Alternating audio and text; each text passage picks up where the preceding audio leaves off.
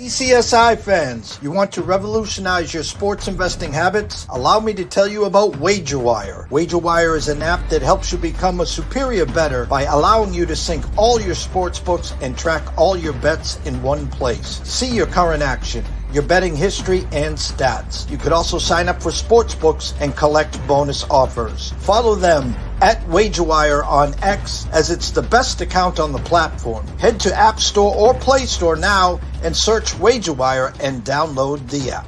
2,000 years long, we will never settle. Hard days, no way, with a heavy metal. No time, no fail, won't stop here. Like a torch to a flame when it burns hot.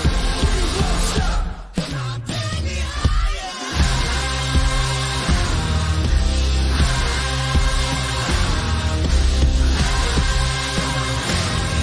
Like a torch to a flame when it burns hot. We won't stop.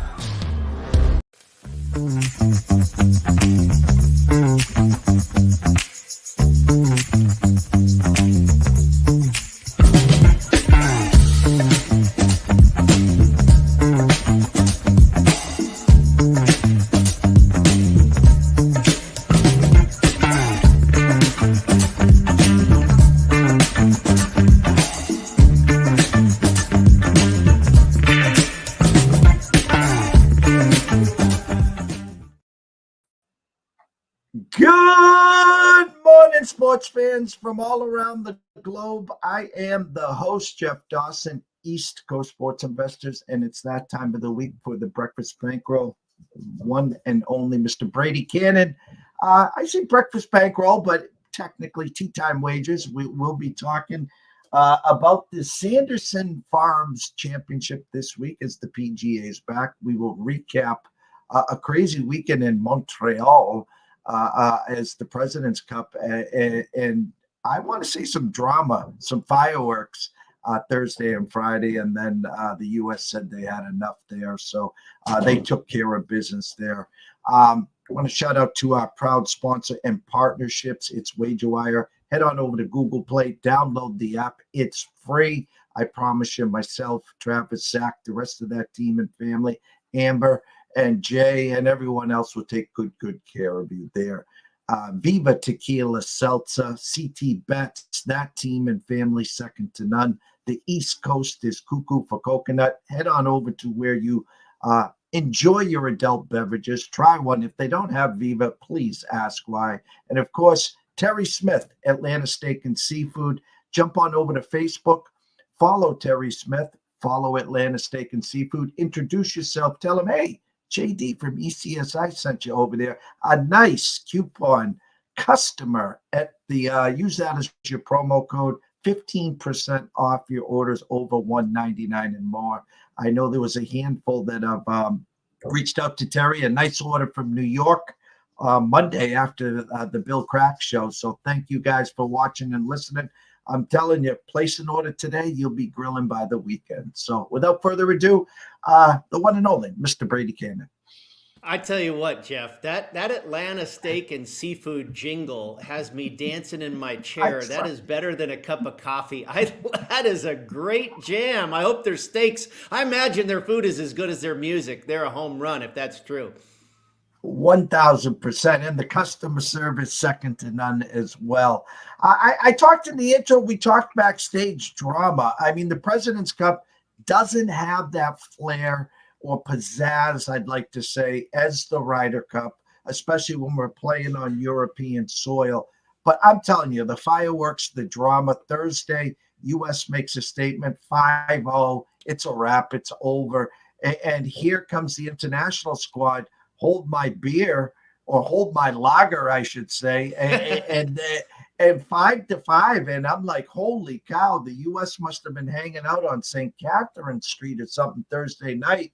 But after that, the drama was over. They took care of business and kind of dominated over the weekend.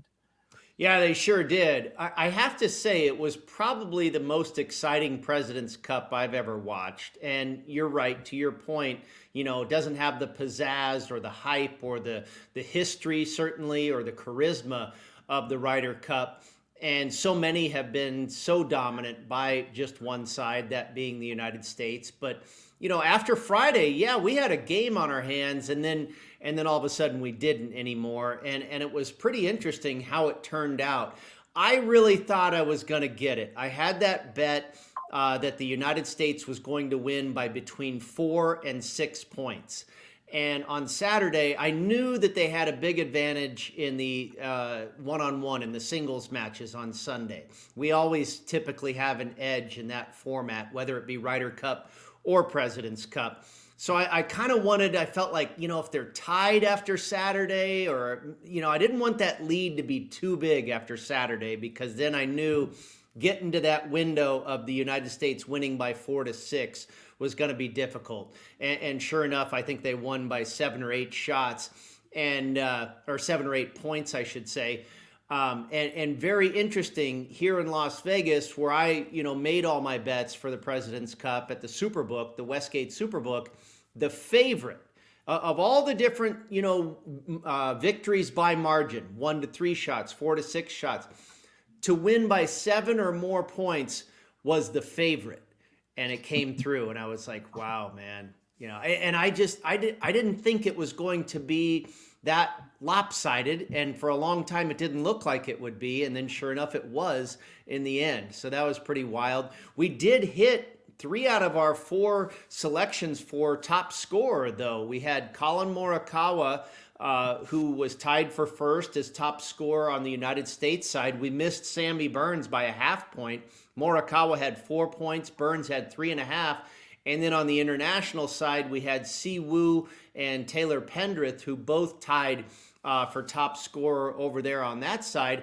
I was hoping Si Woo would win his match against New England's own Keegan Bradley on Sunday, and it was a tight match. I think Bradley won on the final hole, 1 up or something like that.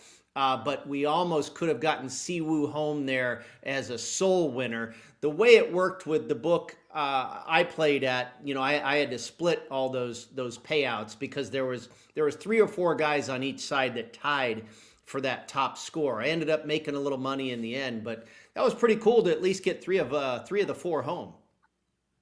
1,000%. And just thinking back here, hats off to the international squad, and especially on Friday. I mean, I know there was Thursday and Friday, I should say, there was some sportsmanship issues. Did you agree or disagree? I mean, listen, we know the fire. You make a big putt. I don't think it was over the top. I guess it really took place when they walked off the green and Scotty was lining up. I think it was on the 9th hole to sink a putt, and they were already on the tee. Did you think it was bad sportsmanship, or was just, it's kind of what the cup, the Ryder Cup and the President's Cup is kind of sort of all about, isn't it? Right. Yeah. No, I like it when there's some of that stuff. I mean, you got to have some of that fervor and fire, and to liven up the place, and get some of that atmosphere and that competitive juices flowing for not only the teams, but also the fans. I think that's all good. And some of the sportsmanship stuff, I mean, Tom Kim said he was being cussed at. I mean, by other players, I don't know. I mean, I can see some profanity being used in trash talk, but were they really cussing at you, Tom? And he's really good friends with Scotty Scheffler too. And Scheffler said that, I would have said the same thing if we were playing a match back in Dallas or something like that. And I believe that's true. I mean, you know how it is when you're competing with your friends and you tell a guy to, hey, get lost, man. I got you, but it's like the rugby players in Australia. After you're done, you go to the bar and you have a pint and all is forgotten and your buddies again, right? But yeah, no, when you're in the field of battle, yeah, obviously emotions are high. You're representing country and all that type of stuff. So I thought all that was good. I really don't think there was any malintent by anybody there, but sometimes you have some outbursts and you say some things in the heat of battle. I don't think anything was regrettable. I thought it was all competitive banter as far as what I could see. And I think that's good for these type of competitions. The Ryder Cup next year at Bethpage in New York. Great, great course. I'm hoping to be there at least for one or two rounds there. Does this President's Cup now just go up into the mantle and this is forgotten till the Ryder Cup? Or do you think there will be anything lingering as we get to the Ryder Cup? Or is this just a set it and forget it and that's a whole different ballgame? Well, I don't know if there will be anything lingering when we get to the Ryder Cup. Maybe because you've got Keegan Bradley, who was a participant, and I believe he was the clinching. No, he wasn't the clinching point for the United States, but he had a very good President's Cup, and he was the typical guy that he is on these team events. He was emotional and kind of a rah leader, and he was at the forefront of that competition, and now he becomes the captain. So maybe there's a little bit of carryover there. We'll see if maybe he brings some of the guys on site with him that were helpful there in Montreal, a Brandt Snedeker, a Jim Furyk, of course, the captain. I don't know. We'll see if there's any of that carryover. But I would say there might be a little carryover next, in what would it be, 4 years or whatever, or 3 years when we have another President's Cup, because that seemed to be the most animated one we've had in a little while. And hopefully it does carry over for the next President's Cup. And, some of that fire, and like I say, that competitive banter is lingering a little bit, and nerves are on high alert and that type of thing, because that made it fun. And it's not any fun if there's not any drama like the international side provided on Friday. That was the first time I heard this, Jeff, in the history of the Ryder Cup, the President's Cup, and the Solheim Cup, that you had a sweep on day one, followed by a sweep on day two by the other side. That was pretty cool. And so I don't think the President's Cup is nearly as engaging or exciting if that doesn't happen. And so all the trash talk and competitive banter doesn't really matter if you don't have an engaged competition going on, and the fans, and you've got drama in that regard as well. So I think that was all a positive. There were, the drama was sucked out of it a little bit over the weekend, but hopefully some of that drama does linger for the next President's Cup. I don't know if it'll carry over for a Ryder Cup because the internationals obviously aren't there. You got a whole new, wave of Europeans coming in to, retain the cup. That'll be a whole different vibe. But hopefully the next President's Cup that rolls around, there is some carryover, because I think that's positive for that competition. Like we were saying, it's never been much of anything for a while now. This one finally had a little chutzpah to it. 1,000%. And like I said, I don't think the score really reflects what Thursday and Friday was. Again, U.S. dominates Thursday, international bounces back, dominates Friday. We were all giddy and set up for a great, great weekend. So the final score, like you said, I think it was 18.5 to 11.5. I think it was a 7-point victory. Yeah. But I don't really think, the tone was set obviously after Saturday. Sunday was kind of just play and move on, but great. It was a great weekend. That's what I'll say. Yeah, absolutely. By the time we got to Sunday, I was simply just rooting for that, that margin of victory to fall between 4 and 6. Nearly got there, wasn't able to. But you're right. For a casual fan that didn't have any money wagered or whatever, Sunday was a little bit of a formality. This week, the Sanderson Farms Championship, you got 4 outrights. You got one head-to-head. Give us your preview, the course, what you brought in to come up with your outrights this weekend. Yeah, the Country Club of Jackson in Jackson, Mississippi has been hosting this event since 2014. And what we've seen recently is a lot of bombers win here. Last year was Luke List. He is certainly a bomber. Cameron Champ has won here in the past, definitely a bomber. And I think that trumps driving accuracy this week. It's kind of interesting. The fairways are not especially wide. They're pretty much average width. but there's a lot of angles you can take and cut off corners and dog legs and stuff like that. And if you can really bang the ball out there, it does lend itself to a bomb and gouge attack. The Bryson DeChambeau, kind of way of playing golf that he has perfected over the last half a dozen years of his career. Not the most beautiful thing in the world, but that's the way to get it done. And I think guys can employ that theory here at the Country Club of Jackson. Bermuda grass greens. We've seen guys that are typically very good putters on Bermuda grass have success here. Sam Burns, growing up in the South, going to LSU, great Bermuda grass putter. He's won here before. And it's been, I won't call it a full-blown birdie fest. Over the course of the last 10 years, the average winning score has been 19 under par. And I wouldn't be surprised if it exceeds that this year. But that is kind of the formula. Drive it long off the tee and get red hot with the putter and walk away with the trophy. I don't think it's a pretty simplified golf tournament. You have, honestly, one of the worst fields we'll probably see all year. There's one guy that's ranked in the top 50 in the official world golf rankings in this field, and that is Nick Dunlap, who, of course, won on the PGA Tour last year at the American Express as an amateur.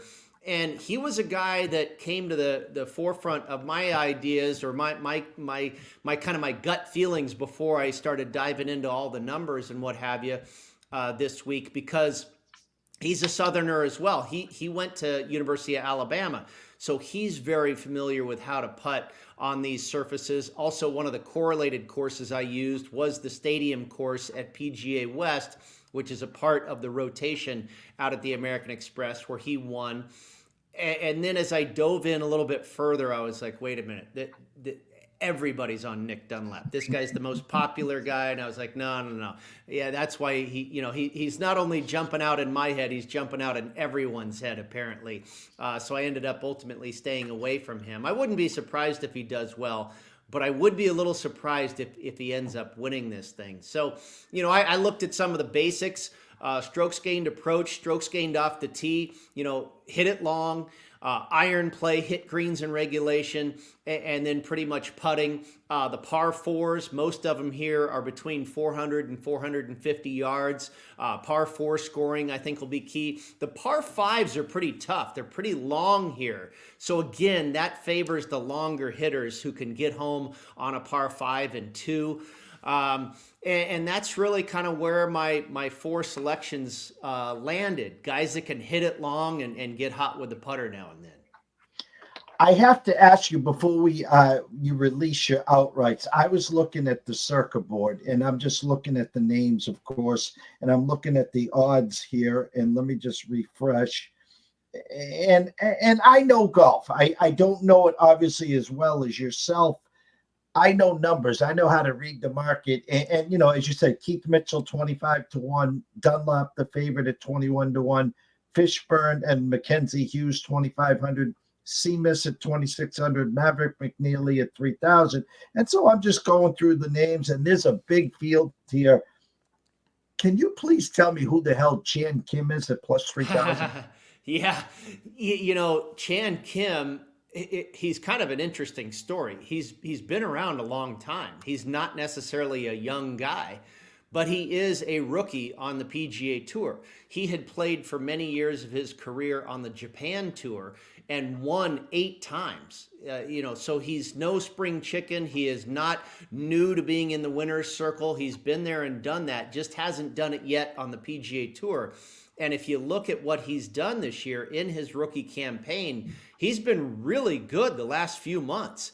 This guy pops up in a lot of stats. And in fact, he made our card a few weeks back for the Pro Core Championship, used to be the Fortinet in Napa at Silverado. And that was the first time I had really ever been on him. And it was the first time I did much of a deep dive research on him because, again, he popped up in my numbers. And I was like, okay, what's going on here?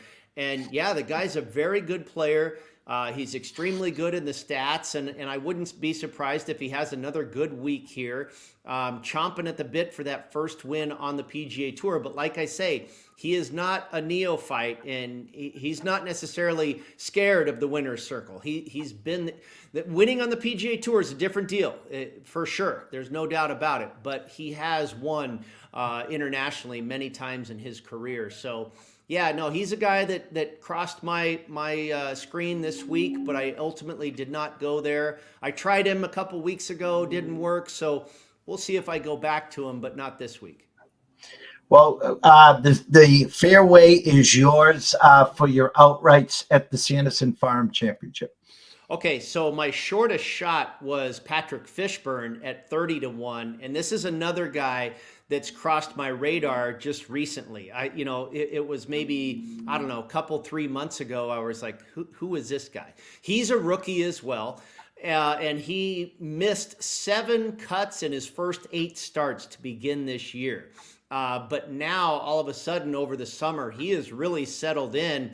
And I think in 3 of his last 5 starts, he's got 2 third-place finishes and a 6th-place finish. So he has really turned up the heat here over the summer. And now you get a guy that has a hot hand like that, playing really well in, as I described earlier, one of the worst fields we'll see all year. I think this guy's really got a shot, and he's got the perfect combination. He's got a game. He drives it really, really far, and he's an excellent putter. So that, good current form, drives it a long way, and a good putter. That's kind of exactly what I'm looking for. We'll take a shot and see if we can get home with him. I got him at 30-1. You mentioned Circa has 25.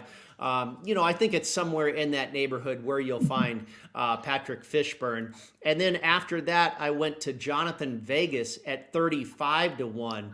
And you get in these tournaments where the field is watered down and work off the tee is important, and Johnny Vegas is always going to pop up on your screen.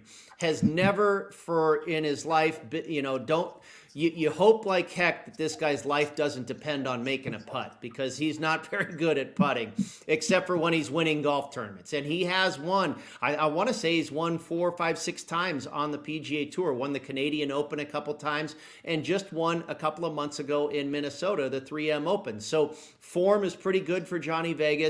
And again, where work off the tee is important, like it will be this week, I don't mind taking a shot with a guy who's, one of the better players in the field. And 35-1 reflects that. So, you're taking a shot. You hope, like it did in Minnesota a couple weeks ago, that the putter gets hot for a few days and Johnny Vegas can get to the winner's circle once again. And then also at 35-1, this is another guy that kind of came across my radar early in the week as a name that is a good player, always seems to be there, especially in these watered down field events. And I think eventually he's going to win. And that's Ben Griffin. I got him at 35-1. He finished runner up here to Luke List last year, lost in a playoff to Luke List last year. Also had a runner up this year at the Canadian Open. He's had a lot of high finishes in his young career, has Ben Griffin. And I think he's going to get home. He's a pretty well-rounded, very talented player. Excellent putter. The last 36 rounds putting on Bermuda grass, Ben Griffin is second in this field with the flat stick as far as strokes gained putting on Bermuda. So we know the guy has the short game, good iron player. Like I say, I think he's a very good, well-rounded player, and obviously has done well at this course before in a playoff last year. So took a shot with him at 35-1. And then finally, a long bomb. And I've seen a wide variety of prices on this guy. I got him at 120-1 at Circa, and I've seen another book that had this guy at 75-1. So apparently somebody's out there, reading my mail that is on this guy as well. And that's Kevin Yu. And he's very similar to Johnny Vegas. He can bomb the ball, he hits it long and straight, and he can't putt worth a lick. So you just hope that he gets... And people out there might be asking, well, why are you betting on a guy that can't putt worth a lick? Putting is the most volatile of all stats. Jeff, you've played golf enough. I've played golf enough to know. I played a couple of weeks ago for the first time in my life. I started out with 3 straight birdies. And I started out on the first hole, I made about a 25-foot putt. The second hole, I made about a 12-foot putt. And the third hole, I made about a 20-foot putt. And the playing partners were like, who the heck is this guy? And I said, I don't know. I mean, these putts are dropping. And then reality set in, and I went on my way. But putting can happen at a moment's notice. And so even the worst putter in the world can get hot for a few days. And even the best putter in the world can get cold for a few days. So Johnny Vegas and Kevin Yu make a lot of sense for this golf course, and you just hope that putter can get hot for a few days, like I say. The other 2 guys I took in Ben Griffin and Patrick Fishburne are great putters, and so you hope that holds true for a few days. But, great ball striker, great work off the tee, great short game, that type of thing. Those type of things are usually sticky. A putter, you just don't really know. It's hard to handicap putting, and you just have to hope that you kind of hit the streak at the right time. So those are the 4 guys. Kevin Yu, a big number, a triple-digit bomb. Johnny Vegas and Ben Griffin at 35-1, and then Patrick Fishburne at 30-1. And then you mentioned the head-to-head matchup. We go back to Nick Dunlap here. I'm going to go with a wily old veteran here in Patrick Rogers, Stanford University, Indiana kid, been around a long time, had a number of near misses, still in search of his first PGA Tour victory, but he fits the bill here. Very good short game, drives it a long way. He's a guy that is bet on by a lot of wise guys in all of these tournaments with watered down fields because he's a pretty darn good player, and he just has never been able to kick the door down. But we talked about the abundance of love for Nick Dunlap. I've got Patrick Rogers here in the role of the underdog. And, he's a steady guy that's been around and done that at courses like this, in tournaments like this, against fields like this for a long, long time. So at a decent underdog price, I thought he was a good bet there, good value to beat Nick Dunlap head to head. That's a full tournament matchup over the course of the 4 days. We got a couple minutes left, Brady. Don't want you to leave without breaking down. You got a little 1, 2, 3 pack for us in the NFL. Yeah, these are 3 plays I made early in the week, and it was just basically off of 2 things. First of all, I always make my own lines, without looking at anything else. I just kind of take an educated guess at what I think the line should be. Not what I think it'll come out as, but what I think the true line should be. And then I go and look and check my work and see where the opening numbers are and see where there are big discrepancies. That combined with a stat, I just checked in with my old friend last night because I knew there was a stat out there that was really important in week 4. And I heard this many years ago from, you're probably familiar with Dr. Bob. Dr. Bob Stoll, Dr. Bob Sports, a Cal Berkeley graduate. I played golf with him a few times. Really made a bunch of noise in the college football arena many years ago. I mean, you would see Dr. Bob's release and numbers would move 5, 6, 7 points.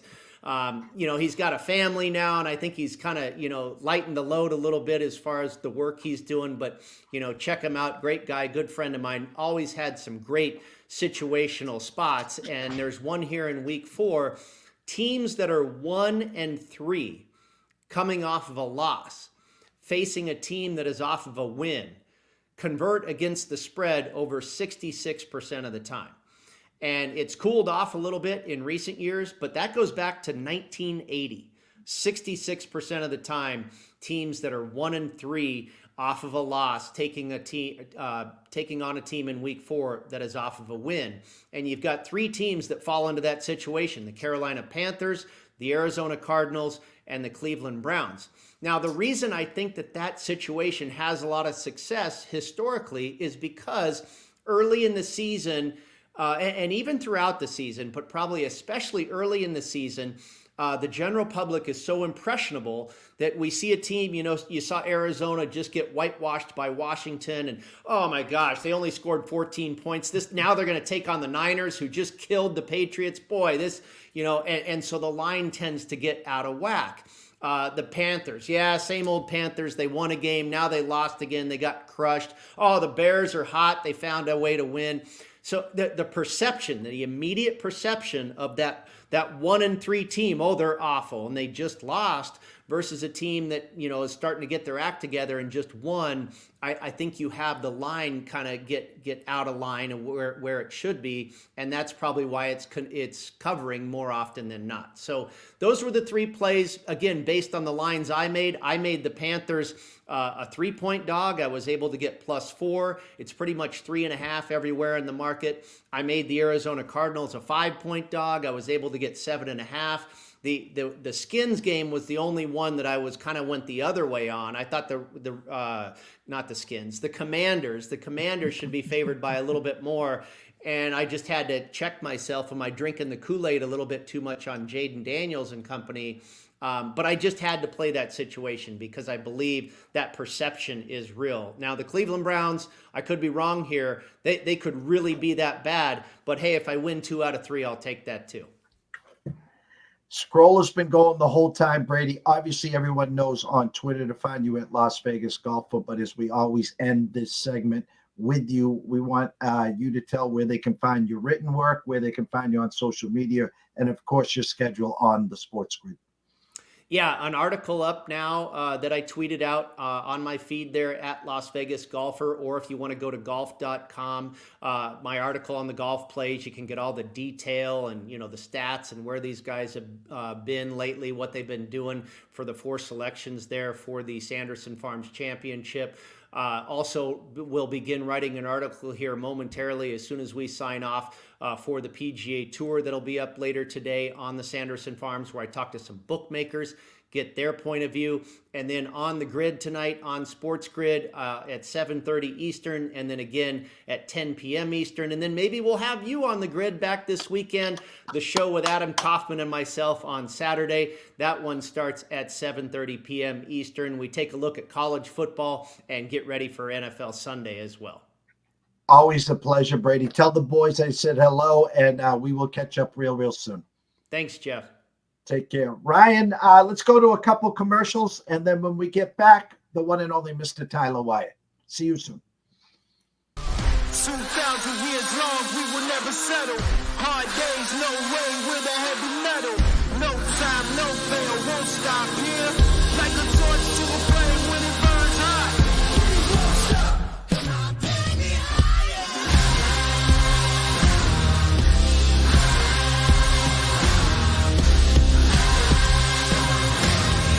Like a torch to a flame when it burns hot. We won't stop.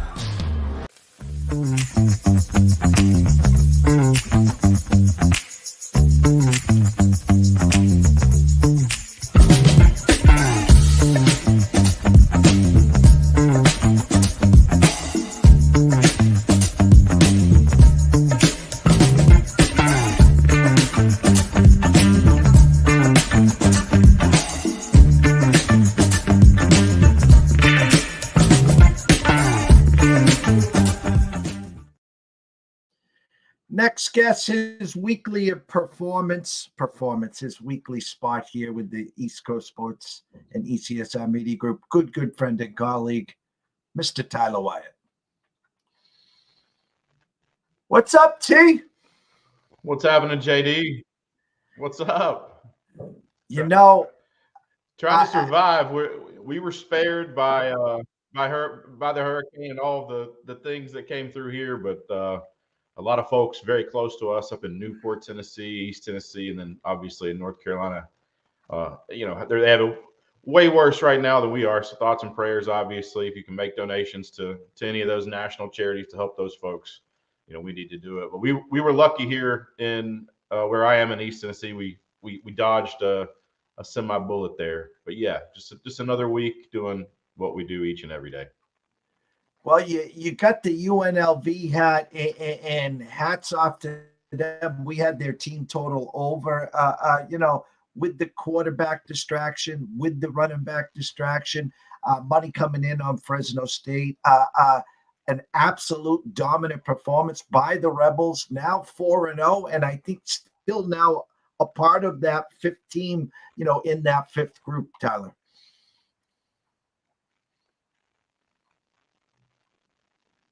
Yeah, we thought maybe Sluka's leaving the team, the departure there was obviously a lot of drama, a lot of soap opera kind of storyline there. But UNLV didn't miss a beat. The backup came in there. The kid from Campbell transfers in and just hits the ground running. He was efficient through the air, which is something that Sluka has not been at UNLV or at Holy Cross. This was a UNLV offense that played, probably their most complete game of the season. So the fact that Barry Odom was able to kind of bring his team together when there would have been a great opportunity there for UNLV to kind of fall flat last week with all those distractions off the field. He did a wonderful job keeping that team together. Got a really dominant win. Look for another win here at home this week. And, you're talking about a UNLV team in that conversation with, Boise State, with Navy and a handful of others to be the representative of the group of five. UNLV and what Barry Odom has done right now this year, I think you have to put him up there in that early, 4 weeks, 5 weeks in, wherever we are in that conversation for maybe coach of the year. That's not an easy place to recruit, obviously, for football, basketball, ton of success historically. Football has just not been, they've never been in that discussion, really. So what Barry Odom has done there and turned that program around, it's, I have to tip my cap to him. I thought after the way that relationship with Missouri ended, kind of go and do whatever. But he's trying to make a name for himself again. He's got this UNLV team playing really good football. Before we get to the headliner, the tale of two halves, and that, of course, is Georgia and Alabama. When you want to put a team pre-flop preseason into the used to be the Final Four talk, or now it's obviously the playoffs. World of talent, great coach, and absolutely stink the joint out. And I'm obviously talking about Ole Miss here. 2 touchdown plus favorites against a Kentucky team that just fought tooth and nail and lose by 13-12 to Georgia. You figure emotionally they left everything on the field. Now we're talking about a Kentucky team a couple of weeks ago. They got the snot ripped out of them at home against South Carolina, put up a battle against Georgia. Now they got to limp into Ole Miss, where Kiffin's going to run ramp shot. I think their team total was like 34.5. Did we take Kentucky a little too lightly here, or Lane and Ole Miss are who we thought they are? Well, obviously, I've mentioned on the show that I am a Kentucky fan. I had zero confidence in our offense going to Oxford and doing much. I was, pretty high on Ole Miss defense. You could look back at the schedule now and say that those stats were probably a bit inflated because of the lack of competition. But I thought the Ole Miss offense would be able to score enough points that, the Kentucky offense would struggle if they got into a shootout to keep up. That wasn't the case. Kentucky defense stepped up and really slowed Lane Kiffin and that offense down. The time of possession battle, when you have the football twice as long as the opponent, typically you win the game. I would have to go back and do a database query there to see. But any team that has the ball for 40 minutes, it's one of two things happens. Either you're dominant and you win the game, or the other team's offense is just so good that you're. But yeah, it was a complete performance, maybe one of Mark Stoops' best performances as a coach. It is the highest ranked team that he has beaten. So it's, I was not a believer. At halftime, I actually bet Ole Miss money line. The live number there at the half, Ole Miss at the half was as low as 188 to win the game, down 3. I was a buyer there. We lose, we torch our money, but it was, maybe worth the money to get a big win. But yeah, for Ole Miss, this is when you start out the season and go through the schedule, easy. That's win, loss. That was a game that I would say 85% of the people nationwide looked at and said that's an easy win for Ole Miss. Was not the case. So now Lane Kiffin will have to try to get his team to go on, to go on the road, get a big win against a team in South Carolina that's been really stingy this season. but they can't afford another loss.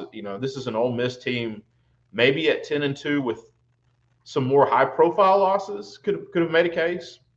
They can't make a case with Kentucky and then one more loss at 10-2 there with that Kentucky loss. I don't think they're a playoff team, so they're going to have to figure out a way to run the table probably. But yeah, how do you get this team up to go to a tough environment in Columbia? And in short work, this is an Ole Miss defense that I think will need to step up. South Carolina offensively should be able to do some things. But yeah, that was one that you looked at really quickly in terms of the upsets. You don't expect a team like Ole Miss. That number did come down right before kick. You saw some 15s and 15.5s with 17.5 for most of the week there. So some sharp money did come in on Kentucky there late. But this was a disappointing, and it seems like I been in Knoxville off and on my whole life. When Lane Kiffin was here at Tennessee, it was an abbreviated stint, obviously. But the East Tennessee fans kind of followed Lane Kiffin after he left here, and they were always rooting for Lane Kiffin to fall.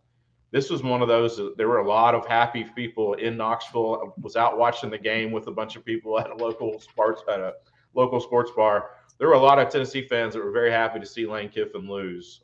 He'll have a tough job in trying to get that team to refocus and try to finish out the season without another loss. It's so funny, Tyler, every time I think of you, you're right. I automatically go to the Vols. And then when we were doing the radio show with Anthony Pepe, and you were coming on, and again, I love talking SEC. I love talking the kids, whether it's college football, college basketball, and the brain is wired to start talking the Vols, and I gotta pull that string and say, no, it's Kentucky. But congratulations, that was one hell of a win. And I'm telling you right now, if you were doing just wins, no spreads, in one of those pools where you ranked 1 to 20, what was the guaranteed, who's the 20-point gonna guaranteed win, that would have been at the top of the page last week.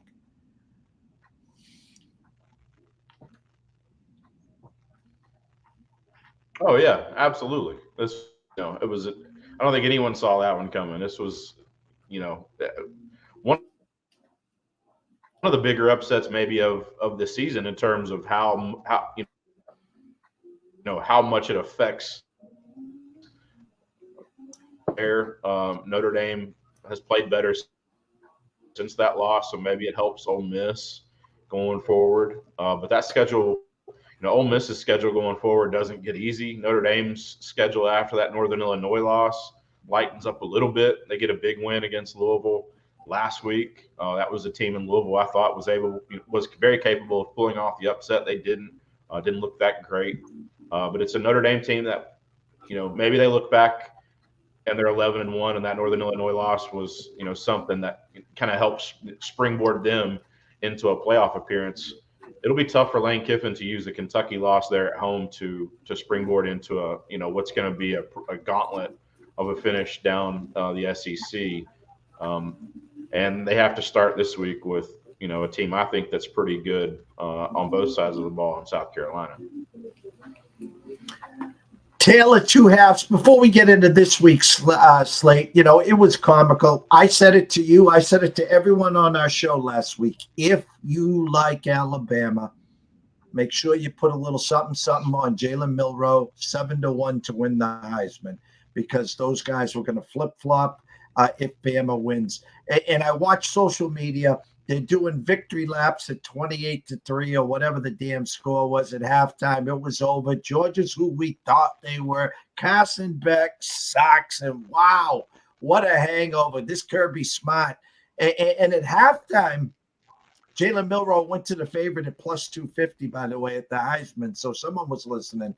But my point is, you fall asleep in the third quarter and you wake up in the fourth quarter, Georgia with the lead. And then Jalen Milroe says, hold my beer, hits the 17-year-old Mr. Williams, who hits the spin button as two guys collide and go 70-plus yards down the line.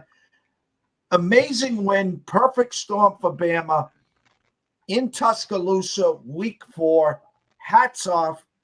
I think if they played on a neutral site or the SEC championship game, I'm going to say Georgia will maybe be a 1 Yeah, point first favorite. good is yeah.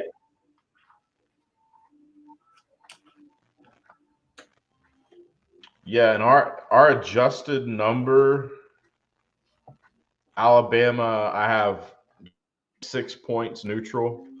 So if we saw a rematch, our number has Alabama a half a point essentially favored. You're talking about a coin flip, and I think that's pretty fair. I think if these two teams played again this Saturday, the team with the football would probably be trailing last, and they would probably win the game. I mean, that's kind of how I feel this game is. It's whoever has the ball last and scores probably comes back from a small deficit or a tie ball game, and they win the game. Maybe they cover because of a late score, but essentially, I think this is just close to a coin flip, as we've seen in a. We did have Alabama favored last week, so I was happy to see that turned out. At the half, we thought that was a pretty easy one to cash, 30-7 lead. And then the next thing you know, Georgia's, up a point. That 2-point conversion there at the end when Georgia went for it, I thought was going to spoil. They had taken the 1-point lead, made it a little easier to watch that the Alabama drive at the end. And then I'm kind of rooting for a no score. I'm hoping for maybe a deep interception and a Georgia sits on it.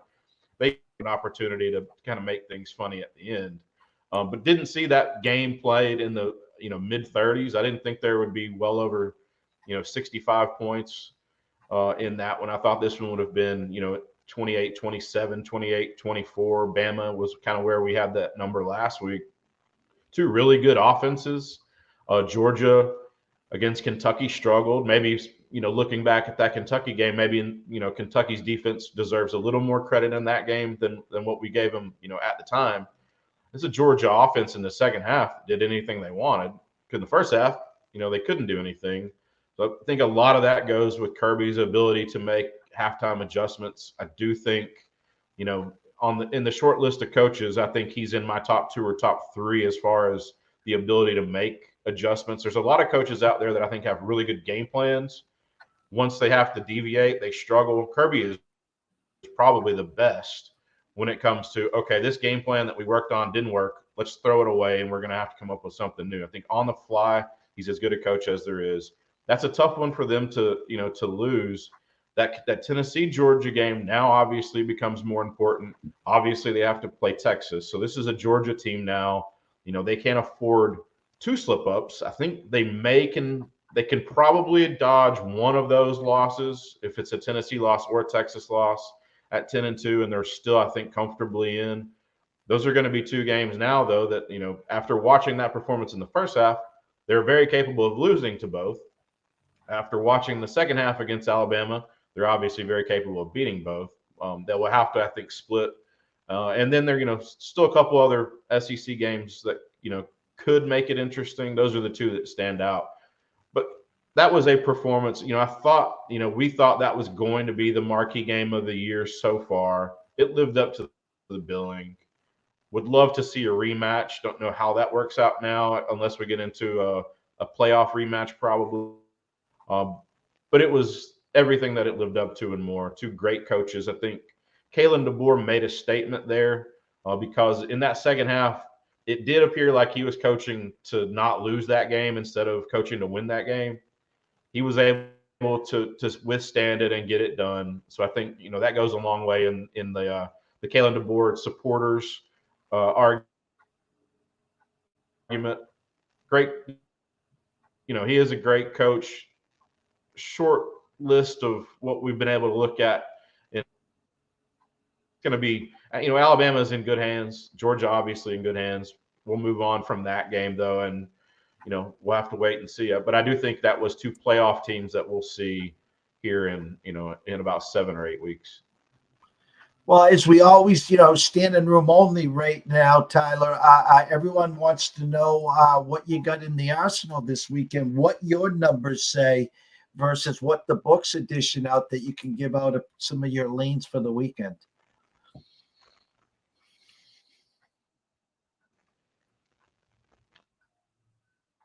Yeah, one that I like, it was a team that was off versus a team that got a really tough win against an Arkansas team that's A&M and Missouri. Missouri 2.1, so completely different from where the market is, obviously, in that one. I'm a big believer in Cook. I'm a big believer in that Missouri team offensively. They will have to go on the road. A&M, a very tough place to play, but I think Missouri has the edge in both sides of the football. I think they are the better team defensively. Give them the lean at quarterback. Give Luther Burden is going to be an NFL, I think, star. This is a Missouri offense that they did not look great in that Vandy game. I think that will help. Plus the off week, I think that's a big advantage there. But I love Missouri. Another game is the SMU Louisville game. Our number has that one 1.3 Louisville. So substantially lower there than the market. I'm big on SMU. It's a team that can score points with anyone. They're very capable of scoring 40, 50, 60. Love over in that game.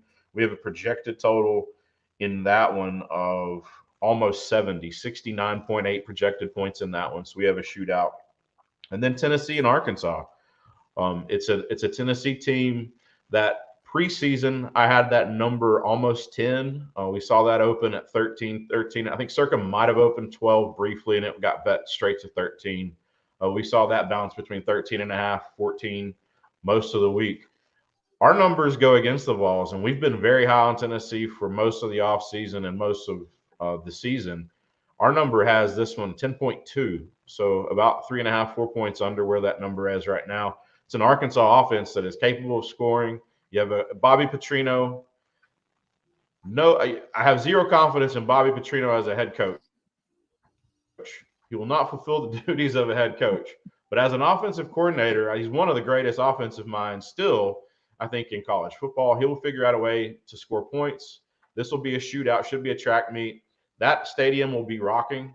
So this is going to be a tough test for Tennessee. No disrespect to Oklahoma. This test, I think, is going to be tougher than the Oklahoma test purely because Arkansas's offense. I do have a lot of faith in Arkansas's ability to score. They're talented defensively. They lack some things, so I think they're just going to have to force Tennessee to beat them through the air. Tennessee's ran the ball pretty effectively most of the season. I think they will. Essentially, they're going to try to just stop the run and force Tennessee to throw it.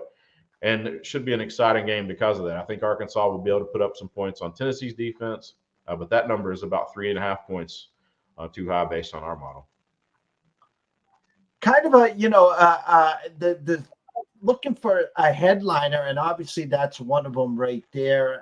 You would have thought, you would have hoped maybe a UCLA Penn State in June, but we know who UCLA is. Iowa, Ohio State opened at 20. I'm seeing some 19.5s there. USC at Minnesota. USC maybe in a bounce back, only 8.5. Missouri A&M again looks like one of the headliners there. If there was, let me pick your brain on this one before we head out here. West Virginia, Oklahoma State. Which team is going to show up? I know some people were high on West Virginia pre-flop this year. Oklahoma State, that Jekyll and Hyde, they're at home, opened at 5, now 3.5 at the Circa with the 65. What's your thoughts on that one, Tyler? We have a 61.6 projected. I've got Oklahoma State 4.4. So I'm in between where it opened and where the market thinks that it should be, which is, I don't know if that's a good sign or not. It's an Oklahoma State team. They are as Jekyll and Hyde as anyone. We saw them in the Arkansas game. That was an impressive comeback victory. They were able to pull one out there in overtime, through the air essentially. And then we saw a Kansas State team that just dominated them from start to finish. This is a West Virginia team that's also probably as Jekyll and Hyde as anyone. We saw them in that Penn State game kind of maybe get exploited. That was a weird one because of the weather, the kind of an hour or so delay there right after the start of the game. I'm very familiar with Neil Brown. He spent some time at Kentucky as offensive coordinator before going to Troy. He needs a win. This is a West Virginia team that, if he loses a couple more games, there's going to be some questions there. Although I think he's probably got another year yeah, that Oklahoma State team. This is two teams that need a win. You mentioned the Penn State game. We have or Ohio State, Iowa. Sorry, we're pretty severely under where the market is here. 15.4 my number and 53.3. So I'm going to have to, unfortunately, back an Iowa offense that has been as hard to watch as any college football team I think maybe in my life. It's most weeks just wants to get into a track meet. They ran away from Michigan State last week. Had a bunch of friends that were up there, made the trip from Knoxville. They told me, how good they looked in person. They said, they're going to come back and destroy Iowa. I will say that Kirk Ferentz, it seems at least one time a year, whether he's a big underdog, he will show up for one game. I hope that's this one, but it's an Ohio State team that's, look capable of beating anyone by north of 3 scores. Our number way off of market there. May just have to invest in that one and take it on the chin. It's not a perfect model, but that was one that kind of stuck out. And then Auburn and Georgia, that number, we have 25.2. So we're considerably above the market there, and a total of 51. I do think Georgia at home will try to extract a little revenge there. It's an Auburn team that is really reeling. It's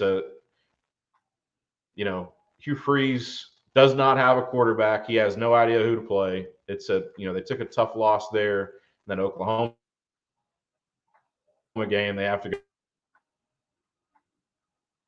Had a lot of data to go back and look for, but when Georgia loses, they do turn around and figure it out.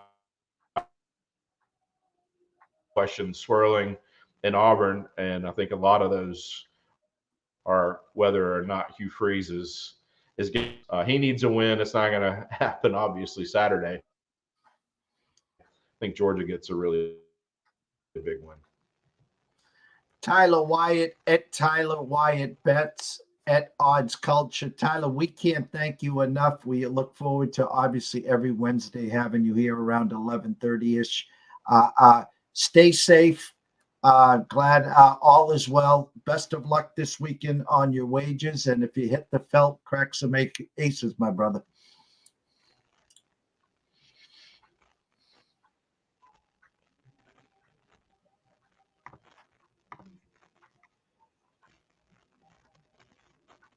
Look forward to it next week, JD.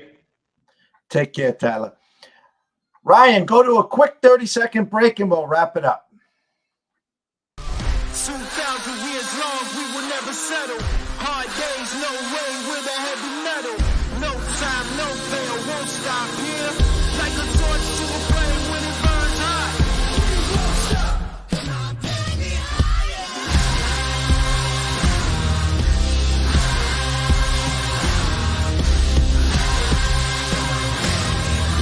a torch to a flame when it burns hot. We won't stop. What a show, what a show, what a show. Brady Kannon at Las Vegas Golfer talking some President's Cup, some Sanderson Farms Championship, and a little NFL preview. Make sure you go follow him at Las Vegas Golfer, and of course, catch him on the Sports Grid as well. Tyler Wyatt at Tyler Wyatt Bets. Go follow him. His numbers second to none. His analysis, professional poker player as well. At Charlie Wyman, then why are you here? Oh, thanks, Charlie. Anyways, at 5 o'clock, the closing bell, myself and Riley Magnuson will be back there to catch up on what's going on in baseball and the late 2 games there as well. And I think at 12:30, Scotty Webb will be here in the batter's box to talk about the 4 pre-flop games as 3 dogs early during the MLB yesterday. And then the Padres said, hold my beer as they beat the Braves 4-0. So 4 teams on life support or 4 teams trying to make it to game 3. So I want to give a good shout out to Mr. Ryan Shanklin, the best producer in the house. Mr. Saylor, thank you so much. Have a day. And Charlie Wyman, you have a day too. We will see you soon.